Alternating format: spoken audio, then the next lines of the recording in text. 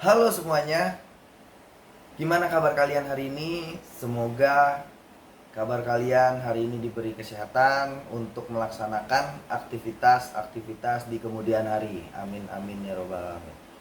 Oh ya, sebelumnya perkenalkan, nama saya Muhammad Farul Herdianto.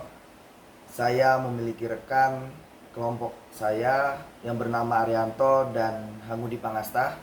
Di sini kita akan memberikan sebuah video yang berjudul analisis fungsi manajemen operasional di PT So Good Food Wonoayu Sidoarjo. Tunggu apa lagi? Saksikan.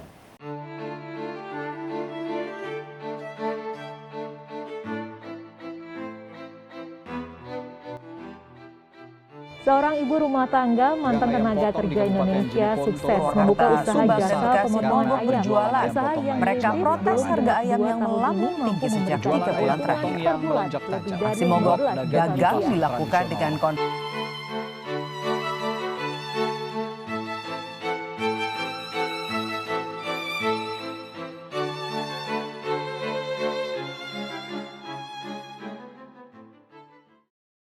Baik, di sini saya akan menjelaskan analisa manajemen operasional di PT So Good Food Indonesia.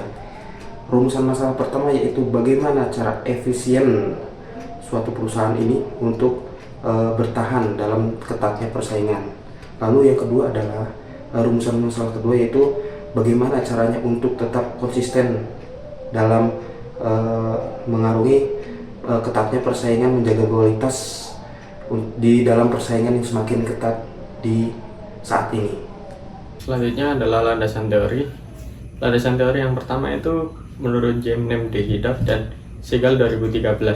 Dia mengatakan bahwa perkembangan industri makanan dan minuman menimbulkan persaingan bagi pelaku bisnis dalam industri tersebut untuk bertahan dalam industri. Kesuksesan perusahaan tergantung pada seberapa efektif cara yang digunakan perusahaan dalam produksi. Dan yang kedua itu ada Trotska tahun 2017. Dia mengatakan bahwa tekanan kompetisi di dalam pasar melibatkan manajemen operasional untuk lebih efisien karena dapat menghancurkan perusahaan jika mereka tidak beroperasi secara efisien.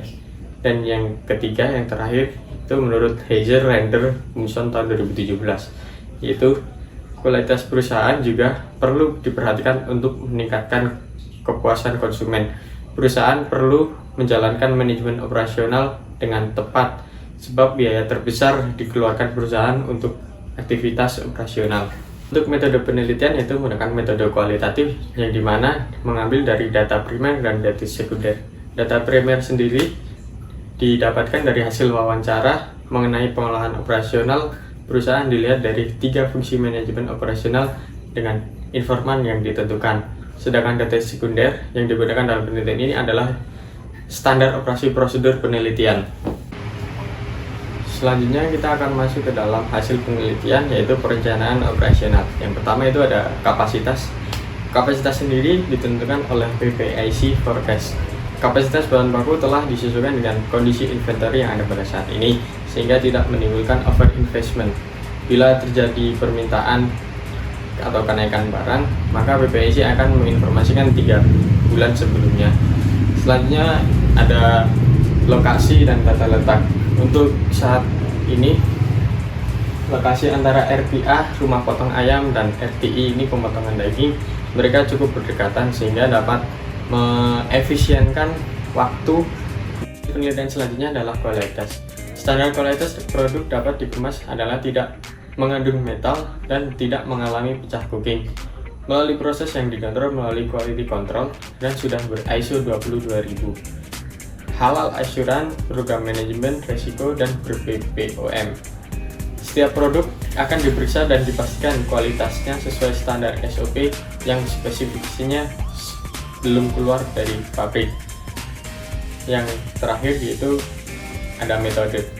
Perusahaan melakukan training singkat untuk operator selama 2-3 hari dan diawasi oleh supervisor, dan sebelum bekerja dia melaksanakan briefing kurang lebih 5-10 menit untuk membahas ada tidaknya masalah pada shift sebelumnya, misalnya jika ada mesin yang perlu diawasi.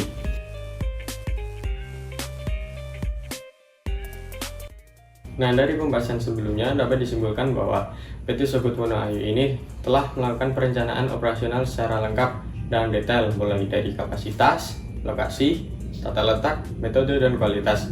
Perencanaan kapasitas produksi disesuaikan dengan daya perusahaan dan juga permintaan pelanggan. Lokasi sudah diatur strategis dan memudahkan perusahaan untuk melakukan operasional produksinya. Tata letak perusahaan sudah diatur sedemikian rupa sehingga telah memudahkan operasional produksi. Karyawan telah berpartisipasi dalam hal kualitas. Perusahaan mengarahkan dan menanamkan pentingnya kualitas pada produk dan kepada karyawan. Namun pengawasan produksi masih kurang optimal karena masih ada barang cacat yang merugikan perusahaan. Hal ini disebabkan karena kontrol yang kurang dari supervisor dan quality control serta operator yang kurang fokus dalam bekerja. Sekian presentasi dan video yang dapat kami sampaikan. Bila ada kesalahan dan kekurangan kata, kami mohon maaf yang sebesar-besarnya. Wabillahi taufiq wal hidayah. Wassalamualaikum warahmatullahi wabarakatuh.